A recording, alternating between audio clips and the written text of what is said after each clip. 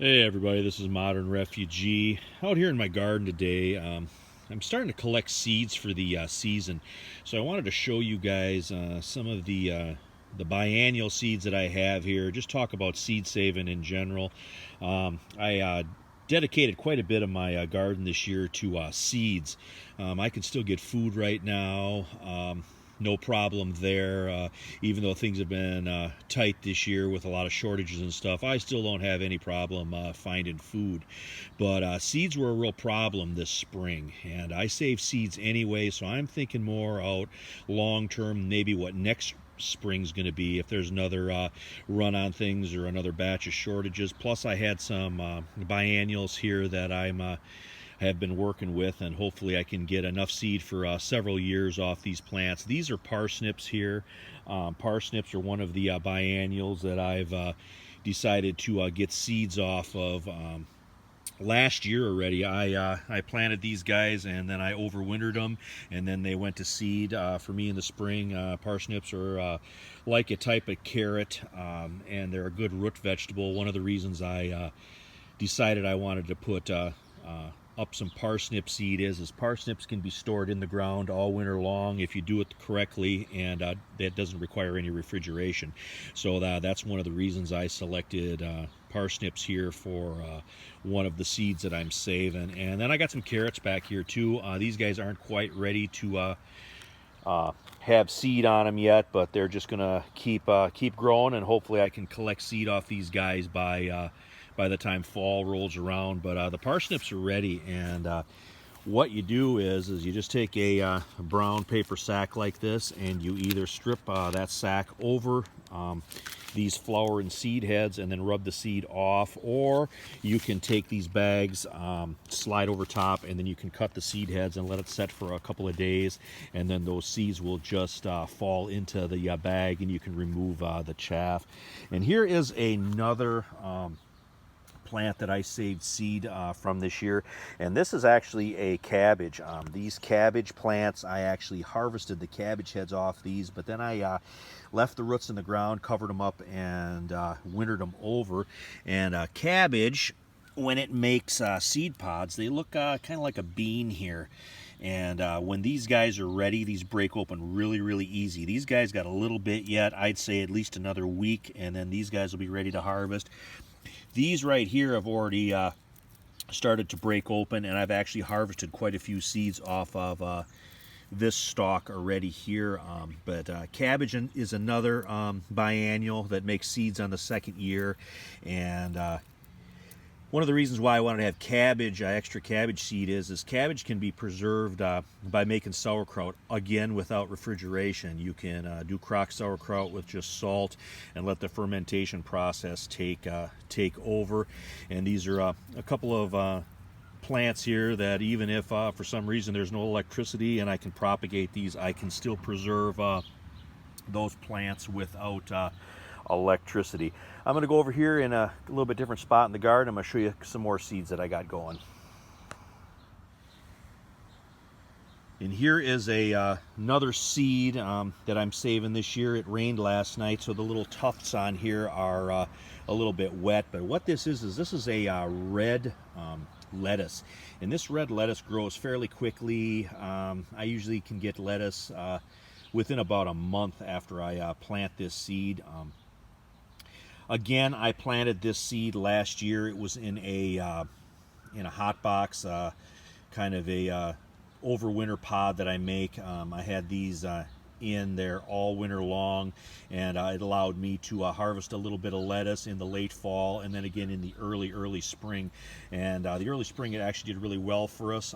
We actually had multiple meals off these plants here, and then I just let it go to seed. And like I said, the little tufts on there, they're kind of like dandelions. What you do is the same thing. You're going to strip a brown bag over top of these. You're going to trim them off, and then you're going to let them dry. And as these seed pods on here dry, they're going to release the seeds, and they're small black seeds. And if there's some that are still in there, you can rub that seed together in your hands and then collect the seed in that bag.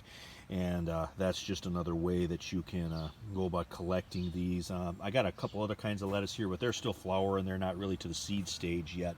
Now I'm going to show you, come over here a little bit. These are radish pods, and it's the same thing here with the radishes. I planted these radishes last fall, and kept them in the box all winter long, and then let them go to seed here in the spring.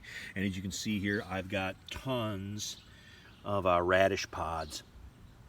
And these radish pods can be the same thing. You can pick these pods off here, put them in a brown paper sack, let them dry good for a few days, and then you can bust those pods open and you can harvest your seed out of there. So these are just 4 types of seed that I got here in my garden that I'm working on. I did seed videos last year on stuff like tomatoes and cucumbers and native corn and stuff like that. But I'm going to take you in the garage now. I'm going to show you some of the seeds that I've already got harvested from these plants and a little bit what they look like.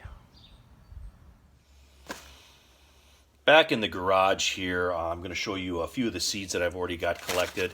And that's what the lettuce seed looks like in the brown paper bag. There's a lot of uses for these brown paper bags when it comes to seed collecting. You can leave them just like this on the workbench like I have here, or you can put like onions and stuff you're going to put down in these with the seed flowers facing down, and then you can tie them up with a little piece of string, and then you can hang these up, and as they dry they'll release the seeds into the bottom of these bags. So these little sandwich lunch bags here are really nice to have for collecting seed. And these lettuce seed pods that are in here, you can see they look like little dandelions, and all you got to do with these guys is just take these as they dry and just kind of rub these in between your hands and fingers, and what they're going to do is they're going to release the seeds, and they're going to drop the seeds down into the bottom of these bags. Then you can just take the big pieces of debris out, and you'll have your seeds down here in the bottom where you can dump them out on a paper plate or some paper towel so they can dry a little bit better for you, so you can put them up for the season. I'm going to show you a few of the other seeds that I have here. See if you can look down in there. These are parsnip seeds that sit down in the bottom of this. And parsnip seeds look like so. And I actually collected quite a few parsnip seeds already, and I'm going to collect quite a bit more. And these clean up fairly nicely. Again, all you got to do is either put your flower heads down in here, tie them up, let them hang up, or you can slide the flower heads into these bags, rub them in your between your hands, and then they'll drop the seeds into the bag for you, and then they can dry in these paper bags. Here are the cabbage beans or cabbage pods, and you can already hear I got quite a bit of seed in the bottom here already, and I've done these a couple different ways. You can take a scissors and you can clip these pods off individually. I kind of recommend that because these are very fragile. If these get bumped around or knocked around and they're really ripe, these pods will just split right open and drop all your seeds. So then you're kind of right back to square one. So you don't want to waste almost 2 years worth of work saving these seeds by losing it all. But when they're at this stage right here, this pod's been drying for a few days, and here you can just kind of press it a little bit, and then they'll open up. See if I can show you here, and you can see the seeds that are in that pod. Then all you got to do is go back down into your bag and strip those seeds out, let the pods kind of just hang out on top, and dry. And that's basically how you collect that cabbage seed. And again, cabbage and parsnips are two of the main ones that I wanted to have seed for this year, just for the simple reason is I can preserve them without electricity. And then this is your radish pod that I showed you here earlier. I'm going to have a ton of radish seed if I collect all these pods. But the same thing, you let these pods dry for a couple of days, and you just kind of pinch them and break them open. And you can see here the radish seeds in these pods. And then they're just kind of like miniature peas in a pea pod. You just take your fingers and strip them out. I'll show you here on another one.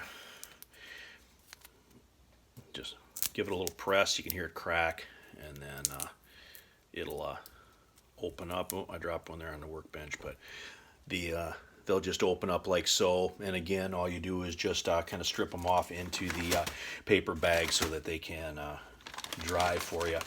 And after these seeds are good and dry, just put them in regular mailing envelopes, seal them up, write your date on them, write your variety if you want to on there, or what it is, so you know what your seeds are for the next season. Then you can put that stuff up for the following year. But I wanted to touch base, especially on that parsnip and that cabbage, because I don't know. Not a lot of people save those seeds, but they are a fairly nutritious vegetable to have. So I wanted to show you guys how they look and how to go about propagating those seeds. And some of these seeds, like the parsnips and the cabbage, I don't know I won't know until next year whether or not that they're a viable seed, because sometimes stuff cross pollinates, gets a little hybrid in it, and sometimes they won't propagate. Like I've had a problem this year with some of my onion seed. I've had onions that flowered off that seed for a couple of years already, and now this year they didn't flower out for me. And last year I had basil like that. I've been saving basil seed for years and years and years, and for whatever reason last year it just would not flower out for me, and it would not make seeds. So saving seeds sometimes for these biennials is a multiple year endeavor. So I just kind of wanted to show you guys all this stuff, give you a little information on it that maybe you guys can use in your own gardens and stuff. But this is Modern Refugee. I appreciate all my subscribers out there. I hope you guys got a little information out of this video and a little entertainment. You guys have a good day.